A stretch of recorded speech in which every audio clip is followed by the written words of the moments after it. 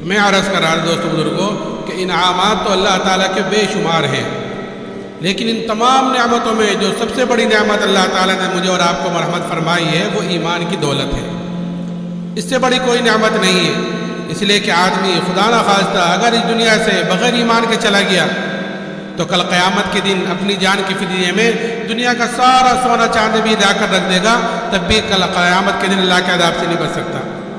تو سب سے بڑی قیمتی چیز اور سب سے اونچی چیز، سب سے بڑی نعمت جو اللہ نے مجھے اور آپ کو مرحمت فرمائے وہ ایمان کی دولت ہے۔ اللہ تعالیٰ ہمیں اس ایمان کی قدر کرنے کی توفیق عطا فرمائے۔ آج دوستو بزرگوں،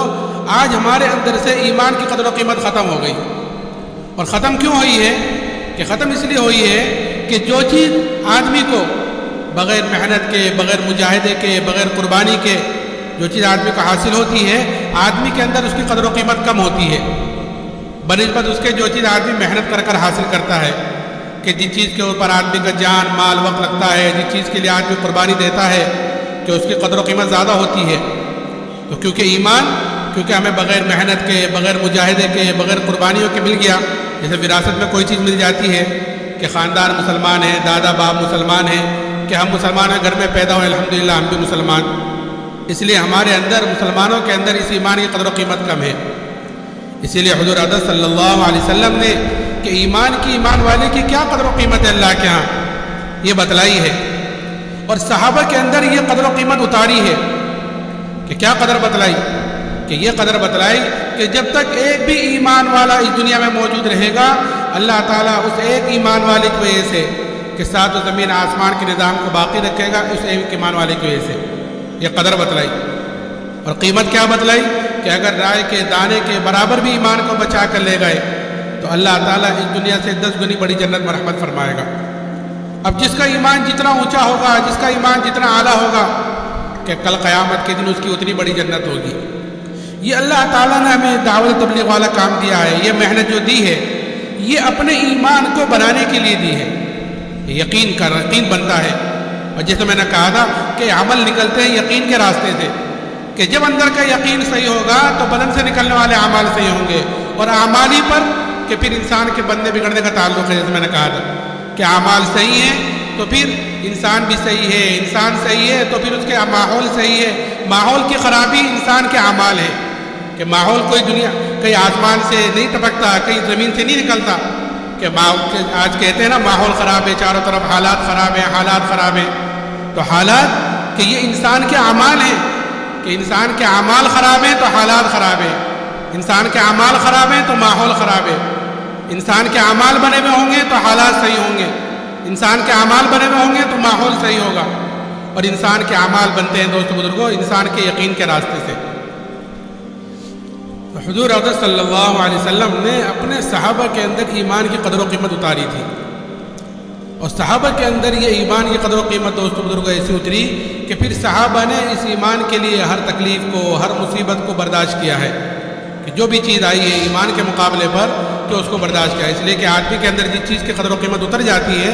آدمی اس چیز کے لیے ہر تکلیف اور مصیبت کو برداشت کرتا ہے، اور آدمی اس چیز کے لیے اپنی جان اور مال کو جھونک دیتا ہے جس چیز کی قدر و قیمت اس کے اندر اتر جاتی ہے۔ کہ صحابہ کے اندر کیونکہ ایمان کی قدر و قیمت اتری ہوئی تھی، اس لیے ایمان کے مقابلے میں جتنی تکالیف آئی ہیں، کہ ایمان کی وجہ سے جتنے حالات آئے ہیں کہ ان سب کو برداشت کیا ہے، لیکن ایمان کو ہاتھ سے جان دیا۔ صحابہ کے قصے ہیں، اور یہ قصے تعلیم کے ذریعے سے ہم کو سنائے جاتے ہیں، اور یہ اسی لیے سنائے جاتے ہیں تاکہ ہم ان قصوں سے اثر لینے والے بنیں، اور اثر لے کر پھر ان کے مطابق اپنی زندگی کو ڈھالنے والے بنیں۔ کہ ہم قصے سنتے رہتے ہیں کہ ایک صحابی حضرت خباب بن عرد رضی اللہ تعالیٰ عنہ، ان سے ایک مرتبہ حضرت عمر رضی اللہ تعالیٰ عنہ نے پوچھا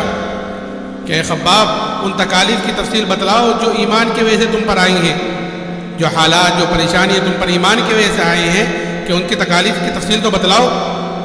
تو حضرت خباب نے کہا کہ امیر المومنین آپ ذرا میری کمر دیکھیں۔ جب کمر دیکھی تو حضرت عمر نے فرمایا کہ خباب ایسی کمر تو کسی کی نہیں دیکھی جیسی تمہاری ہے۔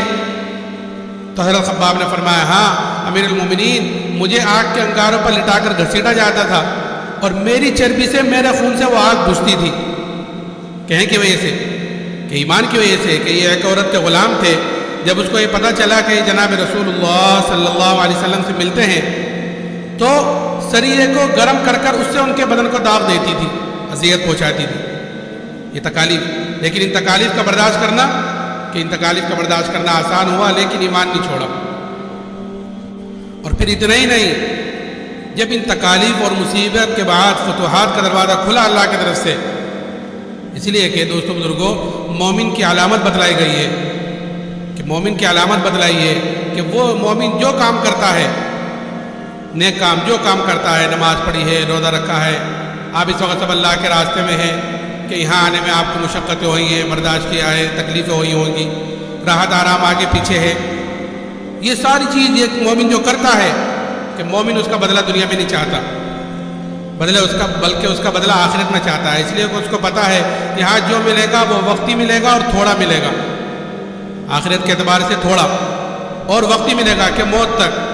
اور آخرت میں جو ملے گا وہ دنیا سے بہت زیادہ ملے گا اور ہمیشہ کے لیے ملے گا. اس لیے مومن اپنے نیک عمل کا بدلہ دنیا میں نہیں چاہتا، اور مومن جو کام کرتا ہے کہ وہ اپنے اللہ کو راضی کرنے کے لیے کرتا ہے. کوئی دیکھ رہا ہے نہیں دیکھ رہا ہے، کوئی خوش ہے نہ خوش ہے، کہ اس کی پرواہ نہیں ہے کہ میرا اللہ مجھ سے راضی ہو جاوے. میں نے نماز پڑھی ہے کہ میرا اللہ مجھ سے راضی ہو جاوے،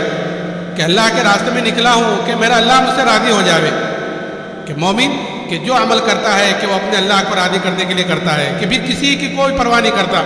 کہ کوئی خوش ہے نہ خوش ہے، کہ اس کی پرواہ نہیں ہے کہ اللہ مجھ سے راضی. اسی لیے حضور صلی اللہ علیہ وسلم نے حضرت ابو ذر سے فرمایا تھا کہ ابو ذر اللہ کے معاملے میں کسی ملامت کرنے والے کی ملامت کی پرواہ نہ کرنا، کہ کوئی ناخوش ہے ہمارے عمل سے، کہ ہم شادی کر رہے ہیں، ہم اور دوسرے کام کر رہے ہیں، ہم اپنی زندگی سنت کے مطابق گزار رہے ہیں، کوئی دوسرا کیا کہے گا، کہ اس کی مجھے پرواہ نہیں ہے کہ میرا اللہ مجھ سے راضی ہو جائے. کہ اللہ کے معاملے میں کسی ملامت کرنے والے کی ملامت کی پرواہ نہ کرنا.